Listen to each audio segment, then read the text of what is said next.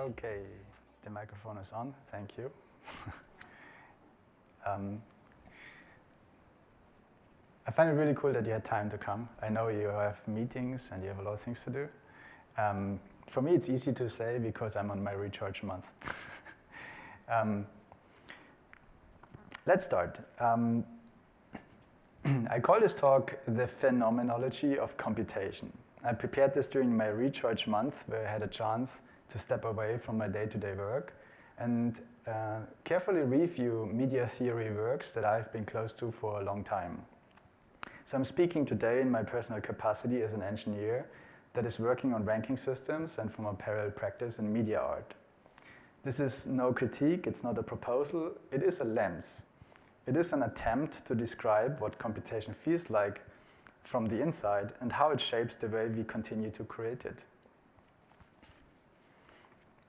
Born in 1985, I've grown into a world that steadily have been replaced by a designed one.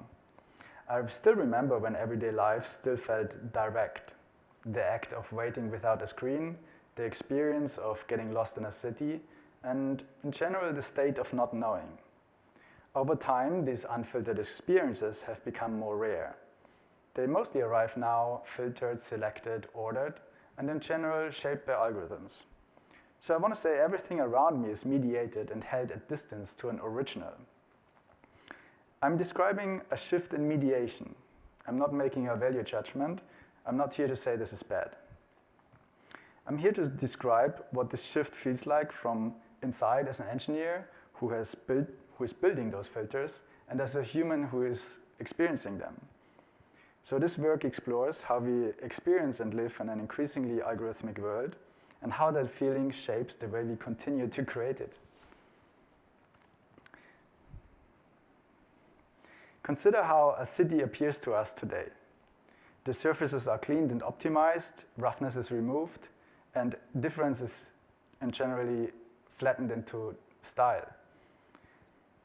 Think about wild plants that are framed into planters or green walls. So growth is still permitted, but only within the boundaries of a visual design. The streets are organized in perpendicular grids and optimized for navigation and efficiency, rather than grown as paths shaped by use. We are walking on a protocol. What we encounter increasingly arrives as a designed to be seen. Even decay is curated. Think about old buildings that are preserved as ruins, or old factories that are turned into cultural sites. The aesthetic of the decay is still there, but the process of decay itself is frozen. From architecture to interfaces to public spaces, the reality increasingly arrives as a finished product, a simulation of life that precedes the living of it. That's what I want to talk about, the phenomenology that I want to talk about. The feeling of living in a world where the result has been decided before you even arrive. And later I encountered a term that gives a name to this feeling, aestheticization. And I discovered this term when I was reading an article by Boris Groys. The article is called On Art Activism, and in the last paragraphs he touches on a concept, aestheticization. So what is it? And I bend it today a bit to my narrative. So what is aestheticization? It describes the phenomenon that something that seems to be part of nature is actually explicitly designed. It's not about prettiness or the beauty of an object. It's about explicitly, something that is not grown organically. It's about intentional human-made modification and retouching. Think about an apple that is growing on a tree and it's beautiful. It's not a case of aestheticization. However, if that apple tree is genetically modified and chemically treated to produce a fruit of hyperreal gloss and uniform color, then it is a case of aestheticization. We see this everywhere in politics, where the candid image is actually professionally staged, or in digital interfaces where the spontaneous engagement is actually a result of a deliberately retouched protocol.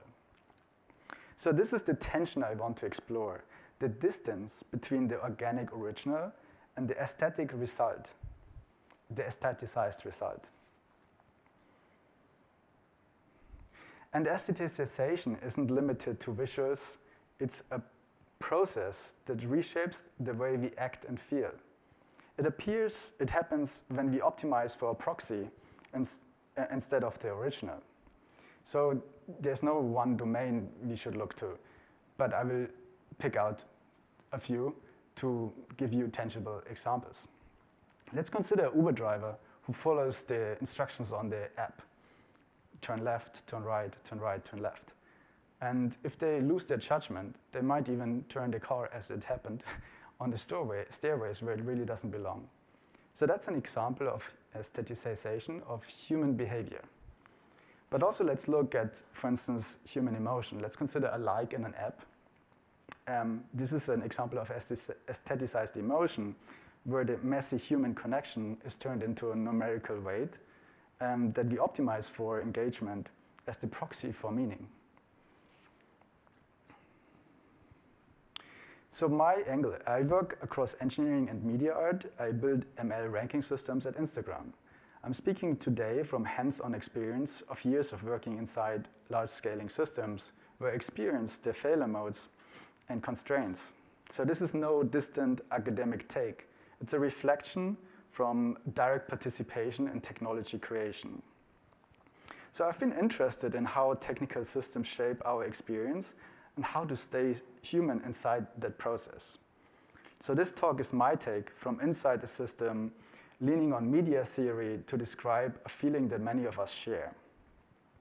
I come to realize that I've grown used to living in an almost exclusively mediated world. And I internalized it to a degree that I stopped thinking what that means. That is a condition that I want to describe as total aestheticization, when the mediation is so pervasive that it's no longer noticed. When the retouched version is all there is, and we lose words for what was there before. For me, this removes us from the original and introduces a quiet, persistent anxiety, the sense that we are detached from physical reality, surrounded by results, but have lost some of the process. So far, we have touched on a couple of deep concepts. We talked about computation, mediation, aestheticization. None of those are shallow. So let's, just for the sake of this talk, try to strictly define them. Just for this talk, and we can widen the angle later. So for computation for today, I want to say, let's decouple this from the computer that we are used to. Let's think of it as the execution of a predefined model, an action that is following a set of instructions. Think about the Manhattan grid is computed, or when you follow a recipe, you become the CPU. Then let's think about the computed. That is the state of total conformity to a predefined model. Think about a route optimized for efficiency in a street grid is computed. On the contrary, when I walk over to my childhood friend's house over the hill, I walked over instinctively. It's certainly not a computed path. So that also helps us then define the organic, which I want to say is shaped through use. Think about a medieval old town where the paths are formed by the literal weight of the footsteps. And then aestheticized. This is the most critical diagnosis today. Think about the apple, maybe the Honeycrisp apple, that appears organic but is highly synthetic. It's a simulation of organic qualities through computed means. And with that, a little bit of framing, we can start looking at examples. This will be fun. So on the left side, we see a collage by Vera Molnar. It's called Vision Verte. It's a collage from 1966. Many don't know her, but Vera Molnar is essentially a pioneer of algorithmic thinking. It is important here to note the year, 1966. So she had no access to a computer. She executed those computations by hand, and created a predefined model and performed on physical paper.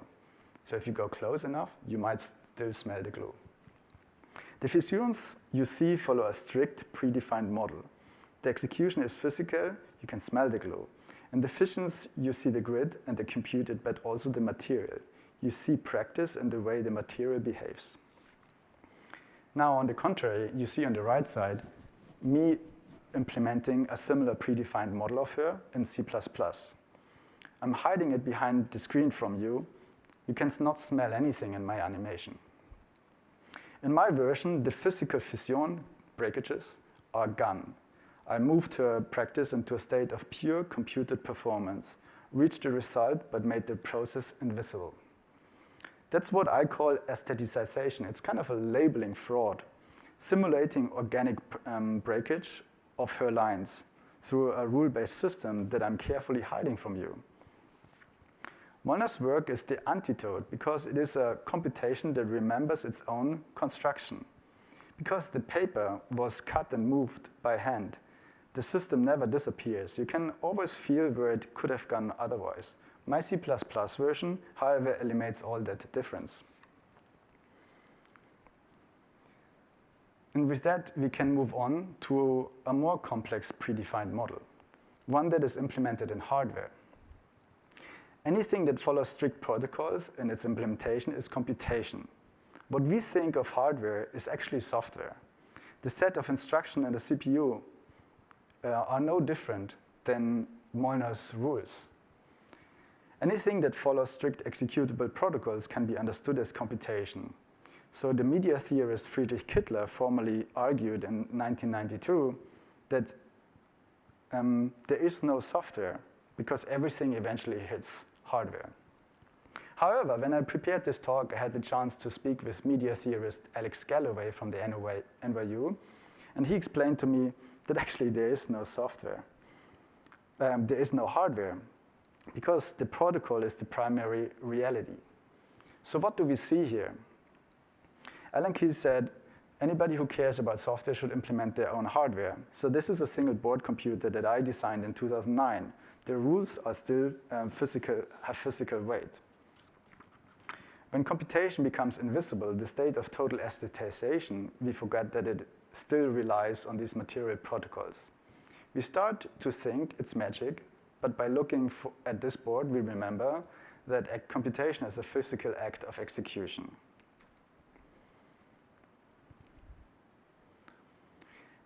And with that, as we follow this thread from Molnar's collage on paper to the logic of the physical copper of my 2009 board, we can ask, what is then a computer, if it's not an object? I will take again the help from Alex Galloway in his book, Interface Effect, where he writes, the computer might be understood in terms of a practice or a set of executions, or actions in relation to a world. The proper branch of philosophy that one should turn to is ethics or pragmatics, not ontology or metaphysics. As an ethics, the computer takes our execution of the world as the condition of the world's expression. And this is the interface effect again, only in different language. The computer is not an object or a creator of objects. It is a process or active threshold mediating between two states. And with that, I want to close this little thread on computation by showing you a performance. I call this walking in line. And what you're seeing is a 30 seconds execution of a predefined model. But the processor is my own body. I'm walking the lines of a running track, a physical grid, while being recorded from two perspectives simultaneously. This is the material protocol in its most literal form. No aestheticization, no hidden code. The instructions are the track, and the execution is the walk. The performance brings together everything we discussed so far. The friction of execution. In a digital system, following a line costs nothing. But here you see the original before smoothing. You can see the weight of the body and the gravity. You also see a computation that remembers its own history. Because it's physical, it cannot be instant. You see the time it takes It shows the work and the result. And you see it's a practice. It's a constant negotiation between the rigid rules of the track and the physical limitations of the human. It's a moment where the model meets the real. So when we design interfaces here, when we think about C++, when we write C++ or build hardware, we are always walking the line. We are executing predefined models. So I have a question for you. Are we making that execution visible, or are we hiding it behind glass? This video is not meant as an ending, but a baseline. If computation is an ethics, then we have to look at what happens when the practice is taken away from the human and automated into background. For instance, today when you walk home, you could notice the lines on the sidewalk or the grid of the city and ask yourself, where is the friction? So if we accept that computation is a practice, we have to ask, what happens when that practice becomes so total that it replaces the original entirely? Think of taking a photo of with a modern smartphone. The phone is not just capturing light, it's executing a predefined model that thinks it knows best what a good picture looks like. It's basically sharpening the edges and stuff. It's a computed result, not an organic trace. We might call the photo authentic, but it is not. That to say, in our highly designed world, we are increasingly searching for authenticity. Walter Benjamin noted in 1935, the presence of the original is the prerequisite of the concept of authenticity. That we have to name, search for, and defend authenticity today is a hint that we have moved away from the original. Authenticity becomes something we talk about when it can no longer be assumed. Look at this Google Trends search and look at the trajectory. We are searching for the term authentic because the feeling is gone. The more we live in a mediated state, the more we search authenticity. It creates a silent anxiety when practice is hidden behind a perfect branded surface. We experience something that Guy Debord calls the spectacle, where everything that was directly lived was moved away into representation. When I talk about the spectacle, or the silent anxiety of the designed world, I'm not here to critique the tools we build. I'm here to highlight the stakes. The best parts of what happens in technology, and maybe at Meta, aren't the glossy interfaces. The best parts are when our technology is so precise and faithful to its own construction that it becomes invisible in the right way. Not hidden by a brand, but clear enough to let the human interaction take the center stage. When we make practice of technology so excellent that it supports the practice of being human. When the protocol is clear and the execution is high fidelity, we don't feel the labeling fraud, we feel the social space. As Alex Galloway said, the computer is an active threshold. I suggest to think of it as a doorway. Our job is to make sure that the doorway is clear and we can meet each other rather than a wall of representation that makes us search for an authenticity that isn't there. We should focus our energy on making the practice of our technology so excellent that it supports the practice of being human. To understand this, how we get from an organic original to a Google Trend result, we have to look at different stages of an image. Let's take the most simple case, when it is a representation. A photo can be of a tree and reflects the basic reality. But if we bend it a bit more, it can get, it can mask or pervert the reality. It can become a glossy interface, something that looks like a button but is code. And if we bend it even more, we end up in something called simulacra, something that has no relationship to any reality anymore. So Baudrillard warns us from a critical turning point, when the signs hide the fact that there is no truth behind them. In our meta world here, that would be the case, the risk when engagement stops being a reflection of a human connection and becomes a value in itself. This is the risk of the simulacra in our work here. we can become so focused on optimizing the proxy, the metric, that we lose sight of the entity, the human.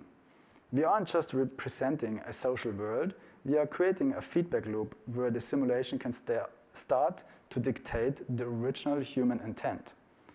So there's a dynamic here. The line begins to walk the person rather than the person walking the line. And how does computation operate when the connection to the original referent becomes thin? In any large-scale ranking system, relevance is an algorithmic choice. When we optimize primarily for the signal, the click, the like, the watch time, the meaning can get lost in curation. Social space can feel less like a virtual extension of community and more like a self-sustained process of simulation. Rather than just facilitating meaning, the system can exhaust itself by the act of curation.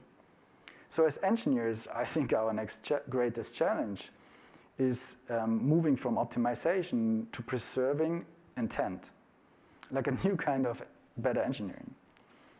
I'm thinking toward a system design for fidelity where the original unmediated human context isn't just an input that gets transformed, but a constraint that is maintained. From the API request through the embeddings to the final ranking, you should see the why reflected in the what. This is about evolving our engineering practice so that the system is as honest as the social interaction it supports. When I talk about fidelity or legibility, I'm talking about something we already achieve at scale here.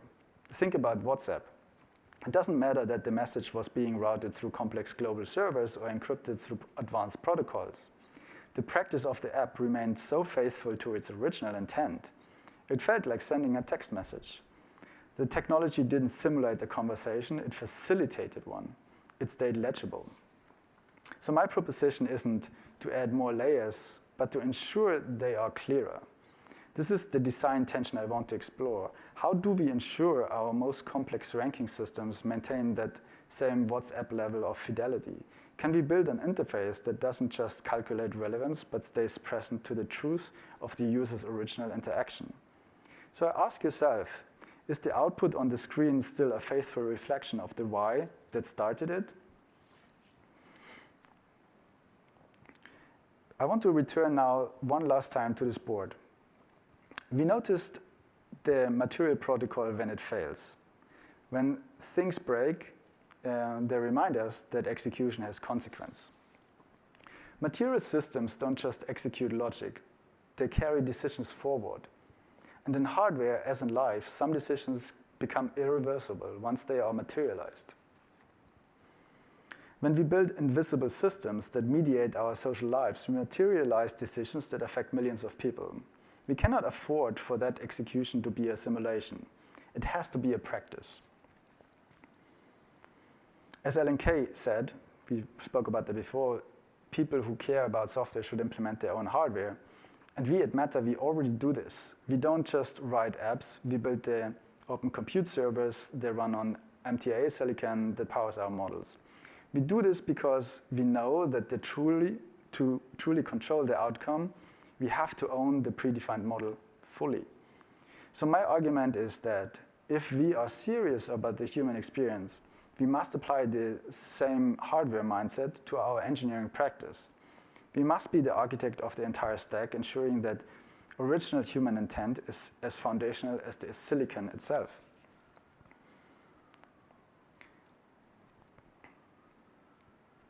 And now, after we have done quite some heavy lifting, I want to take a small phrase from Martin Heidegger that wrote in 1954 in his essay, The Question Concerning Technology.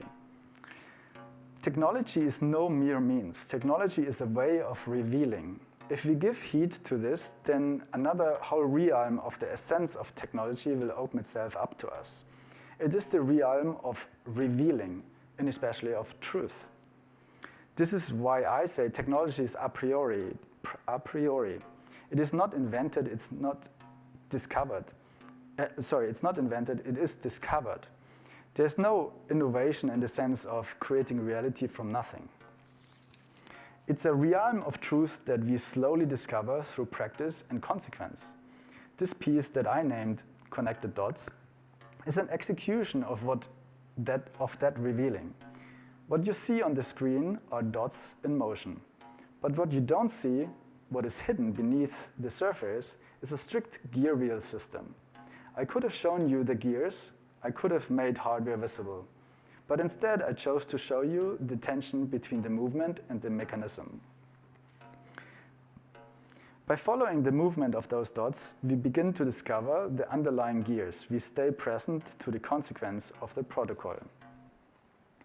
This is a way of being with technology, not standing outside it. It's less about control and more about staying present to the truth of the system.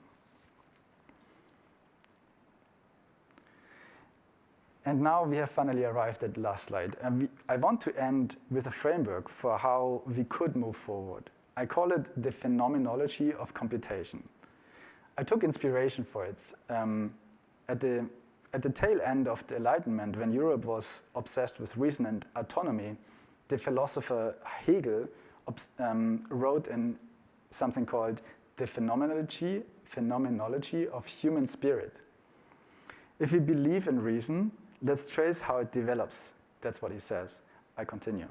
Not just what thought is, but how consciousness slowly learns to see the world itself and eventually its own freedom.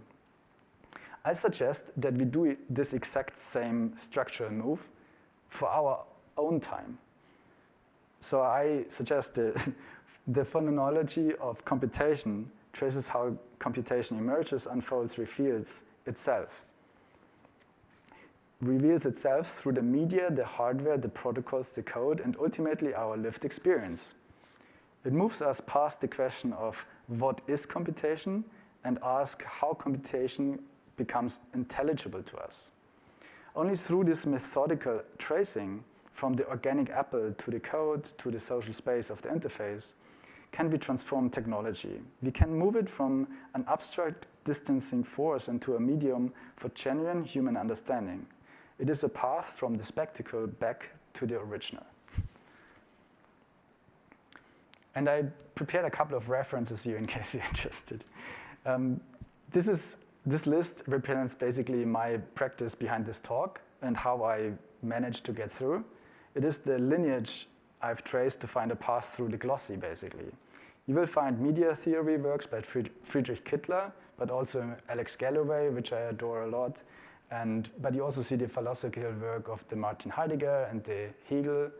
And these aren't just citations, they are tools I use to reverse engineer the silent anxiety we discussed earlier. So if you want to discuss any of those works or find anything, I would love to dive into it with you. And I thank you now for staying with me so long. We also have an appendix if you want to study more. Thank you.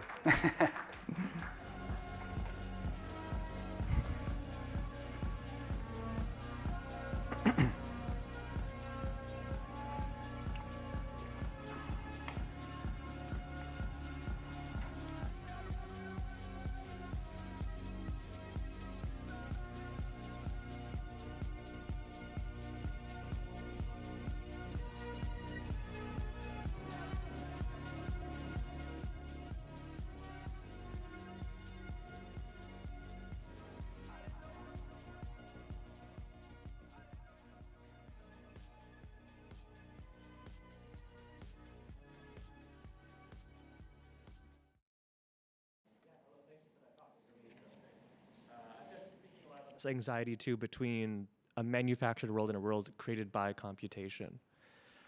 How do we weave through this problem now that we have these ranking models that we build here, which almost manufacture intention and kind of steer us away from the organic so that we lose sense of what is intuitive and what is ours and what is human?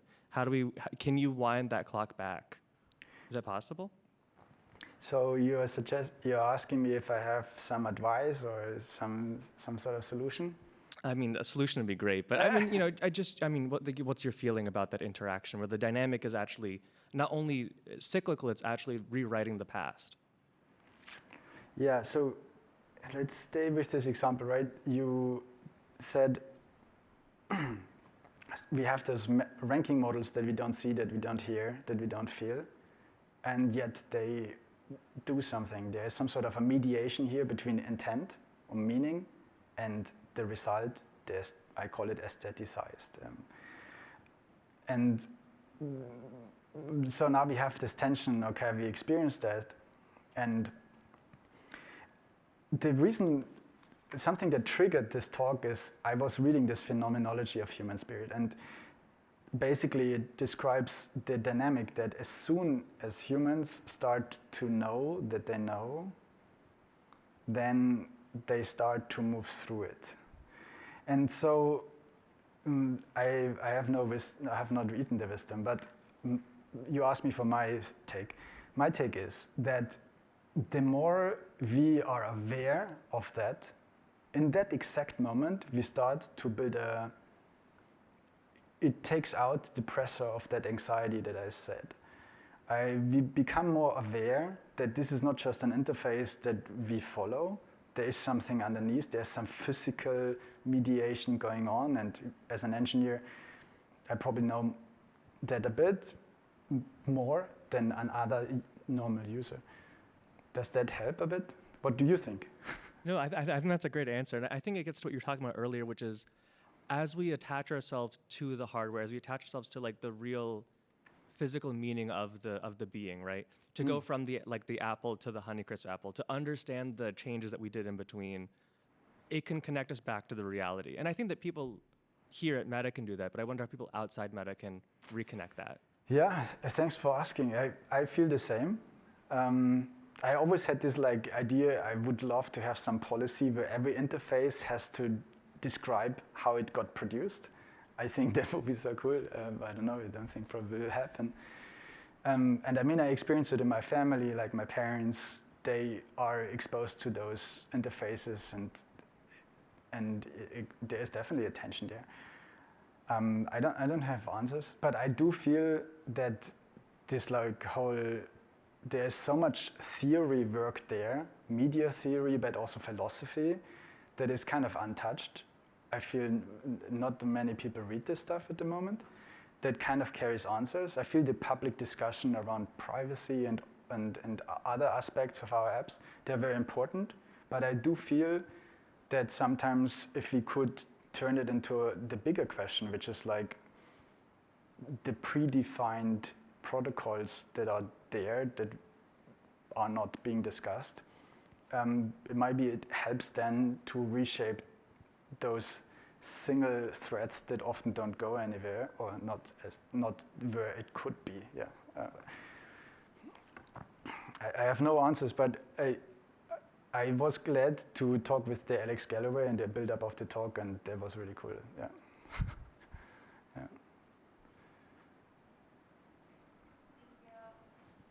Thank you. Yeah, please.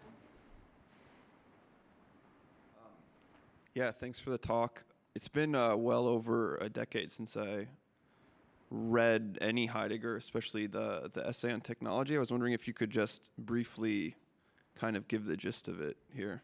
Yeah, totally. Thanks for asking. Because it's one of my appendix. One of the appendix holds like the highlights of it. So let's look where I put it.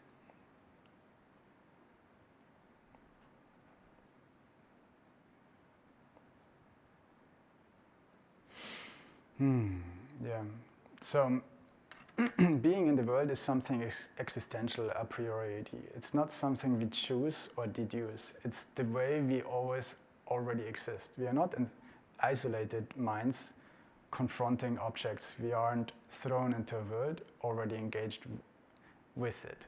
So technology has its own nature and its own being, and we are not detached observers. We are always already engaged. Now, you were asking the question concerning technology, and I think Heidegger uses the German word Gestell, which is kind of, I want to translate it to structure. And he described basically all the technological reality as its own dynamic that can be described as a Gestell. as a structure, something like this. And the humans have the opportunity to use that structure to build themselves up on it. If they don't do it, they might end up like the Uber driver who becomes part of the construct and is eaten alive, more or less. That is my main take from the question concerning technology. But it's always a bit in the realm of this like time and being, which is always like through being it reveals itself. And that's why I also said in the talk, we're not innovating, we are discovering. The stuff is already there. We just have to open our eyes a bit better. So yeah, just a thought. Does that help? Yes. What is your take on the question on technology? I don't have a take. Yeah, it's a bit difficult piece to read because. There's so many directions you can sort of inquiry that you can go towards. I tend to think of things less in terms of like ethics, honestly, and more in terms of like the world as is, right? I'm very like science brained in that sense. So for me, it's hard to think through. Like I definitely like am interested in these deeper questions of meaning, but it's hard for me to think through them in a definitive way. I think you might be interested in the phenomenology of human spirit, because that thinking, that's the thing he discusses. Hegel is the name. So basically there, he tries to step back from what is thought and tries to find ways to describe where it comes from, what it is, and that it is actually that the term truth that we tend to hold on in our scientific framing is actually very changes over time. And so I found that the book, when you read it, it's not scientific at all. It's actually a Bildungsroman, education roman, a kind of a story. But if you go through it, I think you kind of get the sense, yeah, there are dynamics. It goes this way, it goes that way, and it actually changes. And the fact that you start to see those dynamics, you start to, again, take a distance and be able to not be just a passenger, but start to, yeah.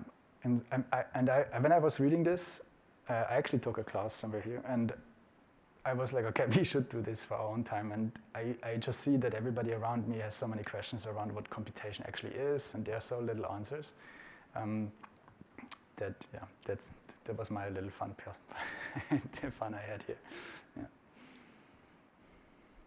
I would also say, like, overall, there is this question of how much of the machinery you want to reveal to, say, like, an end user. Yeah. I think a lot of end users are interested in observing more of the machinery, but the problem is, like, with the imperatives of, say, like, the mass market culture, right? Like it's not profitable to do these sorts of interesting experiments on like a mass scale, except for us, like, you know, playing around in our rooms with code, art and code, and that sort of thing. So I think that's like a difficult, like if you're writing in terms of ethics, it's like a difficult problem to solve. Yeah, I hear you. But that's what I tried also saying with the WhatsApp example. Like, the scale by itself is not a problem. It's more the not knowing what the system is.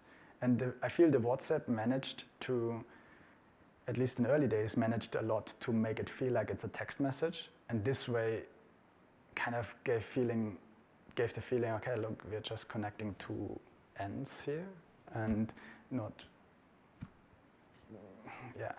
doing something weird beneath. So I feel the scale by itself is less the worrying thing. It's more than like not knowing or not having awareness or not being truthful to the protocol that is underneath it. The glossiness, the aestheticization, the distance between original and end result. And that makes us anxious. I mean, people search the term authentic for a reason. And by the way, I spoke with a UX researcher in the build-up of this. We have also good UX research internally that reflects that. Typically in our research, it shows up as relatability of content, for instance on Instagram, or for example as the transparency of the algorithm of the Dear Algo at Threads. I can connect you guys with that research if you're interested. It's any fun week helped me find those. Yeah. It's just fun, but I hope it was interesting and fun. Okay. Thanks for asking questions. Yes, I think so. Yeah, there were a lot more. I think we had